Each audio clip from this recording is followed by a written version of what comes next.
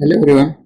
आज आपण बघणार आहोत psychological and the cultural aspect of pregnancy. आपला ऑब्स्टेटिक अँड गायनेकोलॉजीचा टॉपिक आहे. त्यामध्ये आपण बघतोय की सायकोलॉजिकल कसं आपण करणार आणि कल्चरल ॲस्पेक्ट जास्त इन प्रेग्नन्सीमध्ये आपण ते कसे हँडलेट करू शकतो. ओके, ते आज आपण हे बघणार आहेत. त्यामध्ये इंट्रोडक्शन आपलं. Pregnancy and childbirth are event that touch nearly every aspect of human experience, biological, psychological, and social, cultural, individual. Adaptations to child bearing on each this level may be quite different depending on age, health, socio-economical status, and cultural background of the woman and her family. आता ज्या वेळेला child आणि जी pregnant mother आहे, okay, त्यांच्यामध्ये काय experience असतो की human experience असतो, जसं की बायोलॉजिकल ते डेव्हलपमेंट त्यांच्यामध्ये होतं, सायकोलॉजिकल डेव्हलपमेंट फिमेल्समध्ये, सोशल कसं तो ॲस्पेक्ट आहे, ओके, सोशल कल्चर कसं ॲडॅप्टेशन झालेलं आहे, ओके, चाइल्डच्या प्रत्येक गोष्टीमध्ये, ओके, ते डिपेंड असतं त्यांच्या एजवरती, ओके, आणि त्यांच्या हेल्थवरती, ओके, आणि अजून कशावरती असतं, socio economical status. Socio economical status जर का चांगला असेल सो बेबी ऑल्सो कसं ग्रो चांगला होणार. त्यानंतर कल्चरल बॅकग्राऊंड पण त्यांचं चांगलं असेल, डिपेंड करतं त्यांच्या फॅमिलीवर कसं आहे, आणि त्यांच्या जे पण एन्व्हायरमेंटल असतात, ओके, कल्चरल बॅकग्राऊंड ते डिपेंड करतं त्यांच्या फॅमिलीवर, ओके, फॅमिली मेंबरवर, वुमन्सच्या. त्यानंतर आहे adjustment to pregnancy. Adjustment to pregnancy म्हणजे काय? Pregnancy and the becoming a parents represent a major changes in the life of woman. The psychological changes women experience may be described as a shift in their self-image, belief, value, priorities, behavior patterns, relationship with the others, and the problem-solving skills. In various factors have been proposed as a influencing the psychological dynamic accompanying the pregnancy. This including in the woman characterized like coping the mechanism, stages of pregnancy, her current life stress, her stage in life cycle, the symbolic meaning of the pregnancy to her, and relationship with and in her family. आता ज्यावेळेला adjustment कशी करणार प्रेग्नन्सीमध्ये, represent करणार एक major life changes त्यांच्यामध्ये असतात pregnancy. So प्रेग्नन्सीमध्ये psychological changes कसे होतात, जसं की सेल्फ इमेज, ओके, बिलीफ, त्यांच्या व्हॅल्यूज, त्यांच्या प्रायोरिटीज, त्यांचा बिहेवियर पॅटर्न हा चेंजेस होऊन जातो. Okay, relationship with others and problem-solving skills in various factors that we propose to influencing in the psychological dynamic accompanying pregnancy. ज्यावेळेला त्यांचे जेव्हा पण प्रॉब्लेम सॉल्विंगचे स्किल्स असतात त्या डिपेंड करतात त्यांच्या फॅक्टर्सवर, त्यांच्या डायनामिक्सवर, की ज्या वेळेला ती इन्फ्लुएन्स करतात प्रेग्नन्सीमध्ये. This including the woman character like coping mechanism. Okay, जे पण कोपिंग मेकॅनिझम कसं राहतं, आता ज्यावेळेला स्ट्रेस आला मदरला, ते कोपिंग मॅनेजमेंट कसं करणार, ओके, स्ट्रेस कमी करण्यासाठी जे काय मेकॅनिझम यूज करते ते डिपेंड करतं. त्यानंतर तिची प्रेग्नन्सीची कोणती स्टेज आहे ते एक डिपेंड आहे. त्यानंतर तिची करंट लाईफ स्ट्रेस कशी आहे, स्ट्रेसफुल आहे, विदाउट स्ट्रेस आहे की कशी आहे. त्यानंतर लाईफ सायकल कशी आहे तिची, कोणतं स्टेज ऑफ लाईफ सायकल आहे, सिम्बॉलिक मिनिंग कसं आहे प्रेग्नन्सीचा किंवा त्यांच्या रिलेशनशिपचा, त्यांच्या फॅमिली मेंबर सोबत असेल किंवा त्यांच्या हजबंड सोबत असेल ते. आता ऍक्सेप्टन्स ऑफ प्रेग्नन्सी काय ऍक्सेप्टन्स असतात समटाइम्स. कधी आपण ज्यावेळेला ह्या इमेजून तुम्ही बघू शकता, दोन इमेज दिलेले आहेत.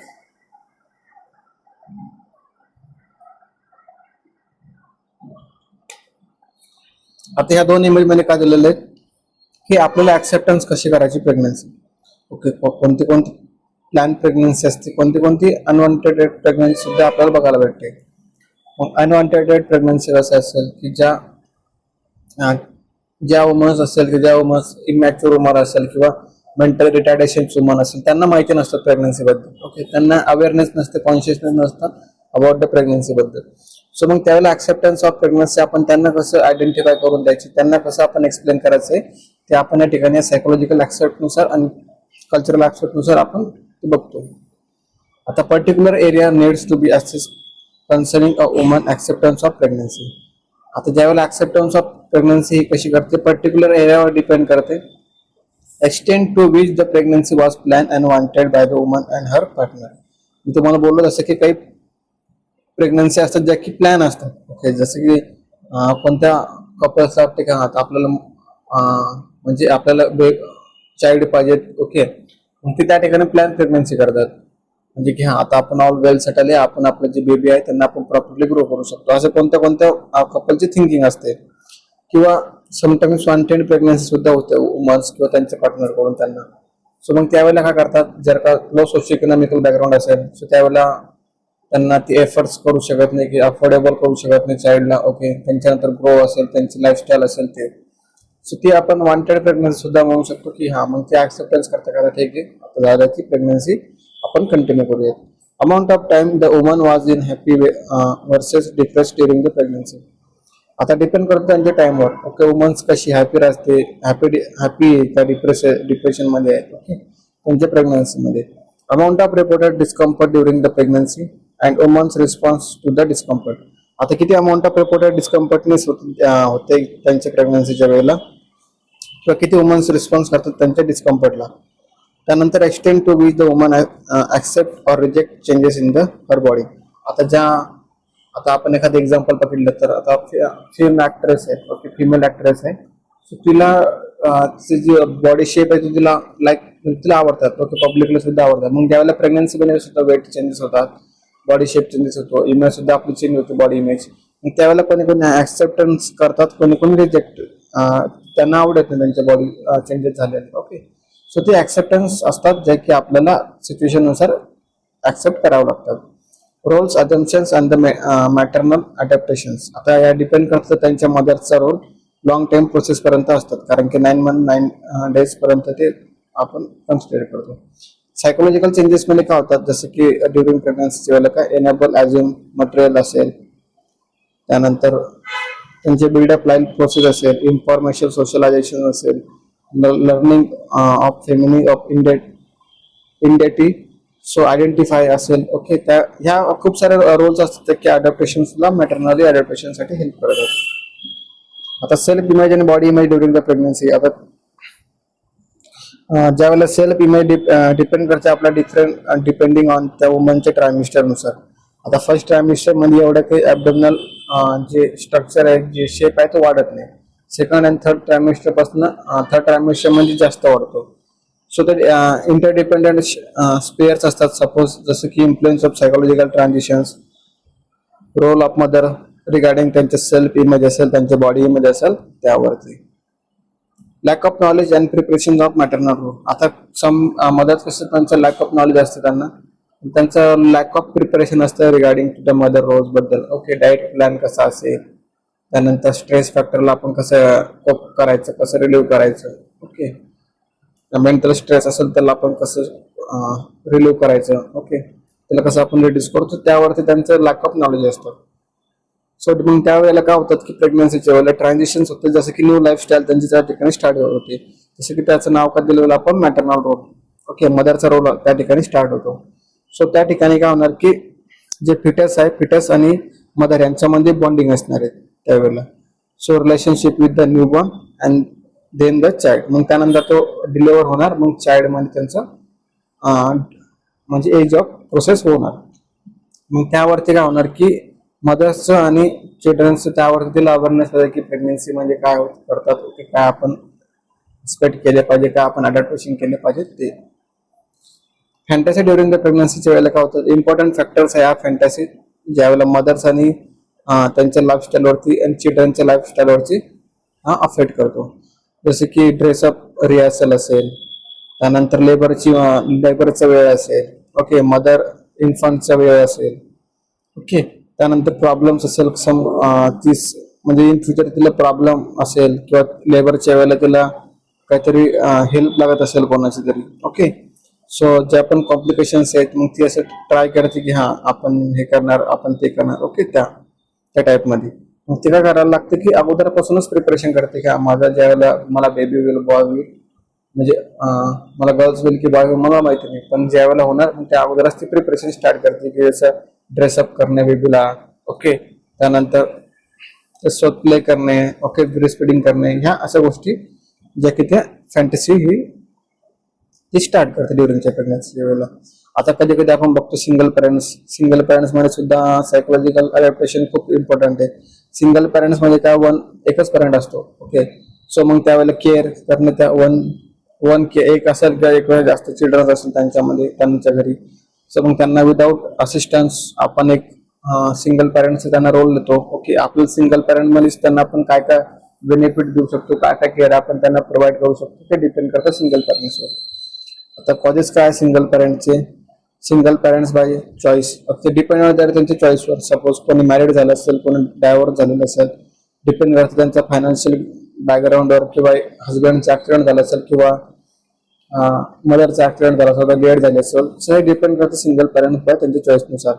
पार्ट टाइम सिंगल पॅरेंट, जसे की कसं absence of partner for long periods due to work schedule, forcing mother to bring up childrens alone. जसे की आपण बघतो की काही काही आता ज्यावेळेला हजबंड असेल, हजबंडची 6 मंथ पोस्टिंग असेल कुठेतरी, सो मग वर्कनुसार काय त्यांना सिंगल पॅरेंट्सच ग्रो करावं लागतं.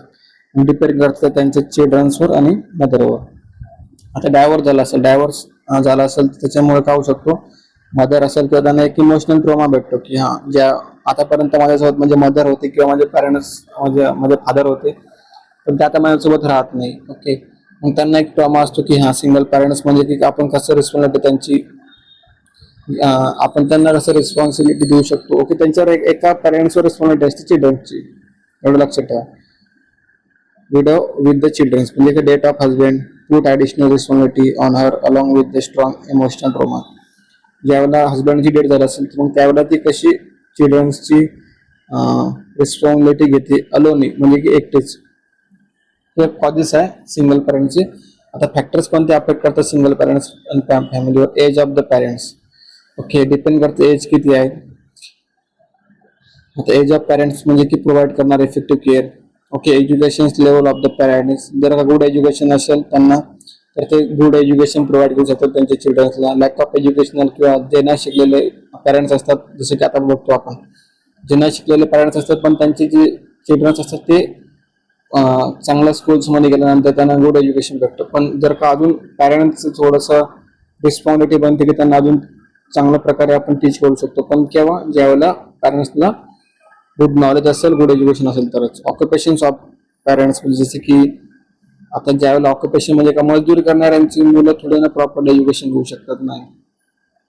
मग चांगलं प्रॉपर मनी असेल किंवा प्रॉपर बिझनेस असेल किंवा प्रॉपर फायनान्शियल बॅकग्राऊंड असेल एखाद्या पर्सनचं, ते पॅरेंट्स ऑक्युपेशन त्यांचं देऊ शकतात, प्रॉपरली प्रोव्हाइड करू शकतात चिल्ड्रन्सला.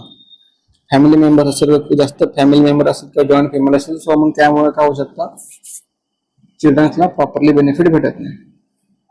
इफेक्ट काय आहे? रिस्पॉन्सिबिलिटी असेल. आता रिस्पॉन्सिबिलिटी करणार जसं की हायजीन, डाईट, त्यांच्या फिजिकल नीड्स असेल, इमोशनल नीड्स असेल.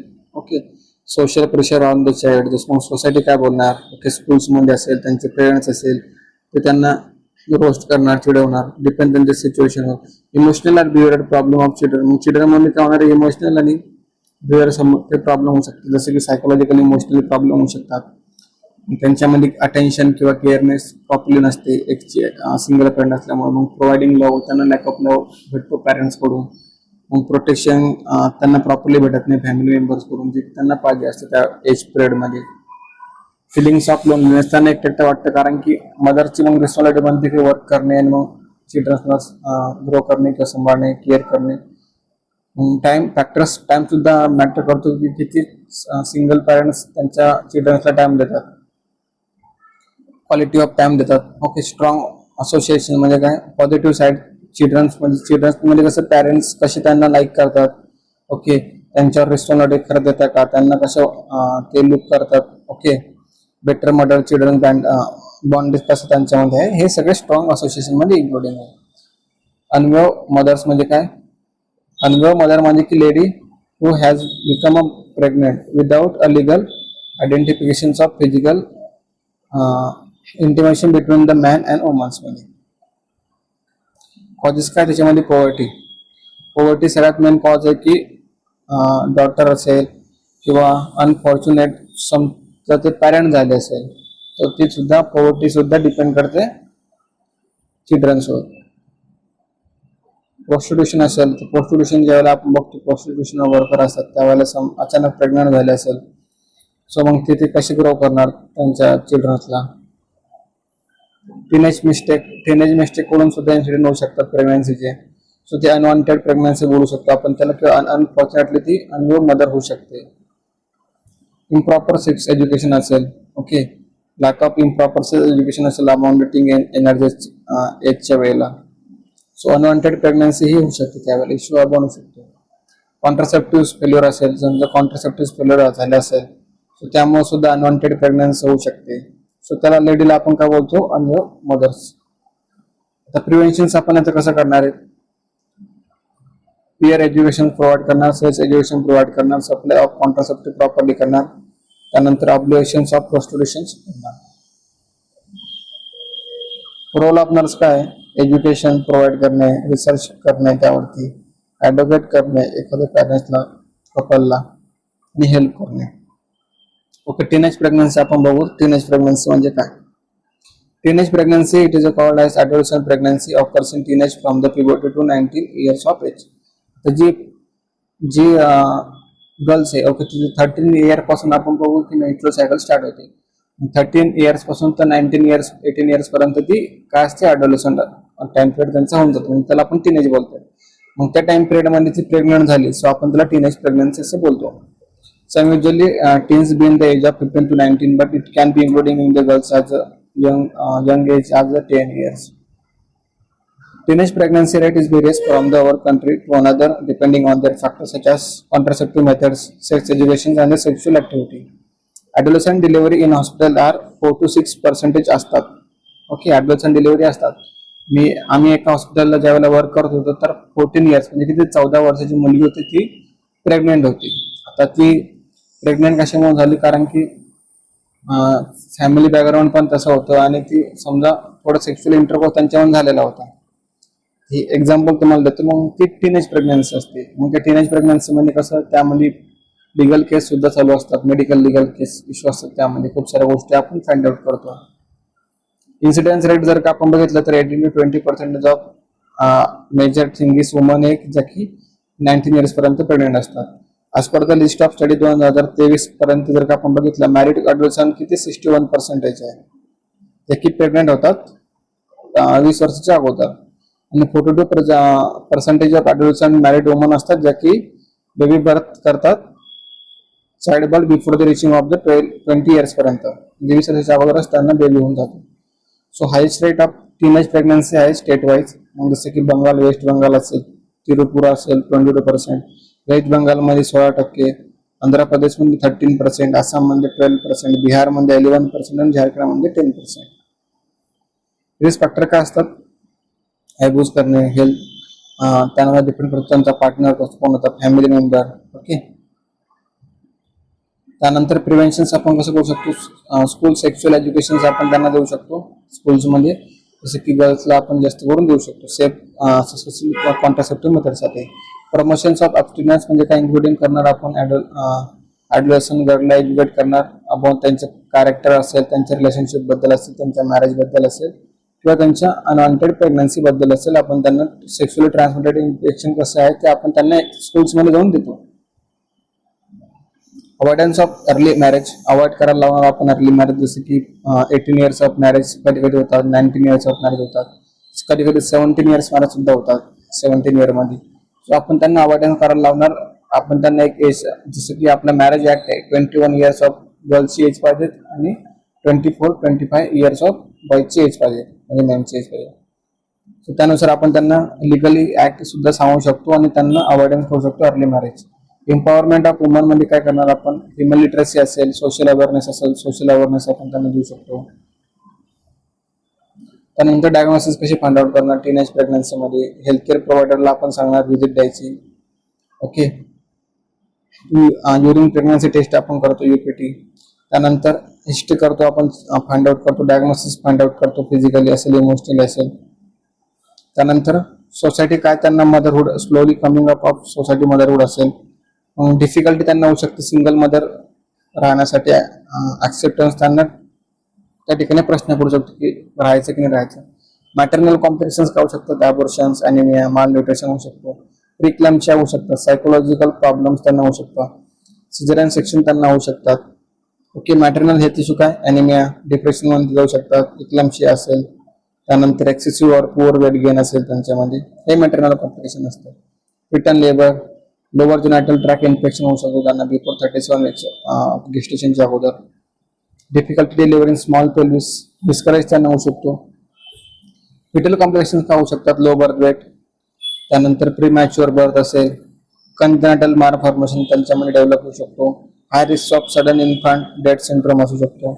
Problem due to prematurity, sudden death infant in death, low birth weight, त्यानंतर पुअर डाएट असेल, स्मोकिंग, पुअर अँटीनेटल केअर असेल, इन्फेक्शन, डोमेस्टिक व्हायलन्स असेल, त्यानंतर ऍक्सिडेंटल ट्रॉमा किंवा पॉइझनिंग असेल, पॉवर्टी असेल. लॉंग टर्म इफेक्ट काय होऊ शकतात, lack of education, depression, social isolation, lack of job opportunity, long term effect on teenage pregnancy, some reaching to continuous poverty, parenting skills, exposure to domestic violence, childhood disorders, medical disorders like pelvic inflammatory disease तो cervical cancer होऊ शकतो. Management आपण काय करणार, medical termination pregnancy आपण करू शकतो, ते MTP ऍक्ट आपण लावू शकतो. समटाइम्स सम रेप केसेस मध्ये आपण जास्त करून MTP ऍक्ट करतो. सम मदरला आणि चाइल्डला जर का कॉम्प्लिकेशन असेल तर आपण MTP ऍक्ट हा लिगली त्या ठिकाणी अप्रूव्ह होऊ शकतो. बट सम प्रेग्नन्सी मध्ये progress beyond the legal limited performing MTP act 20 वीकच्या अगोदर, 20 वीक्स जर का गॅस्टेशन वीक असेल त्याच्या अगोदर आपण ती ऍक्ट लावू शकतो. पण 20 वीकच्या नंतर असेल सो आपण ते लावू शकत नाही, ती इलिगल ऍक्ट होऊ शकतो. त्यानंतर इन्व्हेस्टिगेशन करणार आपण फॉलिक ऍसिड सप्लिमेंटेशन त्यांना देऊ शकतो. Okay, adequate diet, protein diet, ultrasonography आपण त्या ठिकाणी करणार, फिल्टर मॉनिटरिंग करणार आणि नॉन स्ट्रेस टेस्ट त्या ठिकाणी आपण करणार. सोशल वर्कर किंवा सोशल ऑर्गनायझर त्या ठिकाणी इन्व्हॉल्व असणार हेल्थ केअरसाठी किंवा फ्युचर ऑपिनियनसाठी त्या मदरच्या. सो आपल्याला मेडिकेशन द्यायचे जे की सेक्शुअली ट्रान्समिटेड इन्फेक्शन पासून त्यांना प्रिव्हेंट करणार. डिलिव्हरी आपल्याला त्या ठिकाणी हॉस्पिटलमध्ये कंडक्ट करायची, इन्क्युबेशन मध्ये कंडक्ट करायची आहे, for the resuscitated by the पेडियाट्रिशियनच्या अंडर. काउन्सिलिंग करायची आपल्याला त्या ठिकाणी बोथ पॅरेंट्सची. Sexual violence and the domestic violence आपण त्या ठिकाणी बघू. Sexual violence by abuse in प्रेग्नन्सीच्या वेळेला होऊ शकतो. अनवॉन्टेड प्रेग्नन्सी आपण त्याला बोलू शकतो किंवा रेप केसेस आपण त्यांना असं बोलू शकतो. कंडिशन्स काय under the sexual violence, any unwanted touching और forceful act of sexual nature, forcing a person for dates, त्यानंतर forcing a participate in unwanted sexual activity, sexual advance, any unwanted sexual verbal comments, remark about the sexual identity and the orientations, rape cases, त्यानंतर unwanted physical contact, demanding sexual favors, job promotions and or demotions of the patients or the failing and examinations of due to gender, displaying sexist pictures and poster, victim of sexual violence, usually a woman being a passive, polite and depending on a man, the condition set up for the potential victimizations. आता हे depend करतं. Okay, आता ज्यावेळेला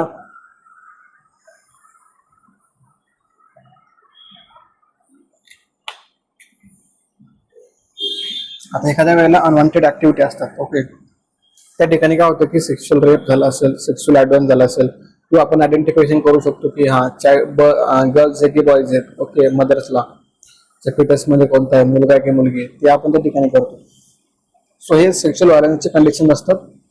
मग WHO ने का organise केला होता की कॅटेगरीज ज्या की सेक्शुअल व्हायलन्स अगेन्स्ट आपण करायची वुमनच्या, जसे की रेप विथ मॅरेज असेल, dating relationship and by strangers, systemic rape during which is including in the abductions of young girls for impregnation, unwanted sexual advance, forced marriage or cohabitation, denial of the right use of contraceptions or protect against sexually transmitted disease, violence of sexual act against women including in the female genital mutilations, virginity test and the forced abortions, forced prostitutions and the trafficking for the sexual exploitations.